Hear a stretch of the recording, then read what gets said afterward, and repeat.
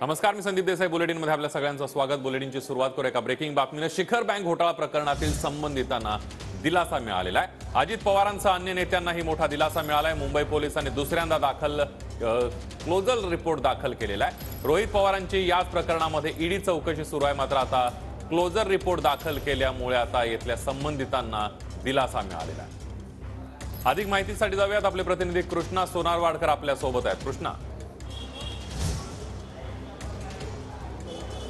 संदीप, शिखर बँक घोटाळा प्रकरणामध्ये मुंबई पोलिसांमध्ये ही एक अपडेट आता समोर येते आहे. पहिल्यांदा आपण पाहिलंय की 2019 साली मुंबई पोलिसांनी हा गुन्हा दाखल केलेला होता आणि तपासासाठी आर्थिक गुन्हे शाखेकडे वर्ग करण्यात आलेला होता. आणि यामध्ये महाविकास आघाडी सरकार ज्यावेळी आलं तेव्हा मुंबई पोलिसांनी पहिल्यांदा यामध्ये क्लोजर रिपोर्ट दाखल करण्यात आलेला होता. मात्र शिंदे फडणवीस सरकार येताच पुन्हा एकदा ही केस आम्हाला रिओपन करायची आहे, तपास करायचा आहे, अशी माहिती आर्थिक गुन्हे शाखेनं कोर्टामध्ये दिलेली होती. आणि आता आपण पाहतोय की शिंदे फडणवीस सरकारसोबत अजित पवार हे सुद्धा सहभागी झालेले आहेत. आणि आता पुन्हा एकदा याच प्रकरणामध्ये क्लोजर रिपोर्ट हा एओडब्ल्यूने दाखल केलेला आहे.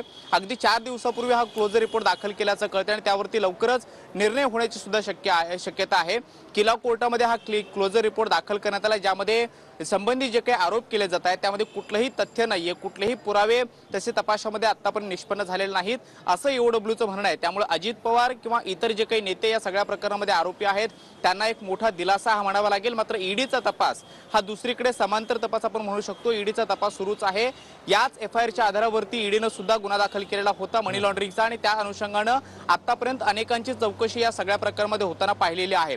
रोहित पवार यांना सुद्धा या मूळ एफआयआर मध्ये चौकशीला बोलावलं जात आहे. पुन्हा एकदा त्यांची उद्या चौकशी आहे. मात्र यापूर्वीच मुंबई पोलिसांनी हा क्लोजर रिपोर्ट जो आहे तो किला कोर्टामध्ये दाखल केलेला आहे. यामध्ये मुंबई पोलिसांमधून आतापर्यंत मुंबई पोलिसांच्या तपासाने जर पाहिलं तर या सगळ्या नेत्यांना मोठं संरक्षण किंवा मोठा दिलासा जो आहे तो मिळालेला आहे. मात्र दुसरीकडे ईडीचा तपास मात्र सुरू राहणार आहे. त्यामुळे ईडी कडून येत्या काळामध्ये कशा पद्धतीची कारवाई होते, अजून कोणाकोणाची चौकशी होते पाहणं महत्त्वाचं असणार आहे. मात्र रोहित पवार यांची चौकशीची सगळी घटना ताजी असताना किंवा त्यांची चौकशी सुरू असताना एओडब्ल्यूनं 4 दिवसापूर्वीच यामध्ये क्लोजर रिपोर्ट दाखल केल्याचं कळतं आणि आजच त्याच्यावरती कदाचित निर्णय येण्याची सुद्धा शक्यता आहे. संदीप. अगदी कृष्णा, धन्यवाद दिलेल्या सविस्तर माहितीबद्दल.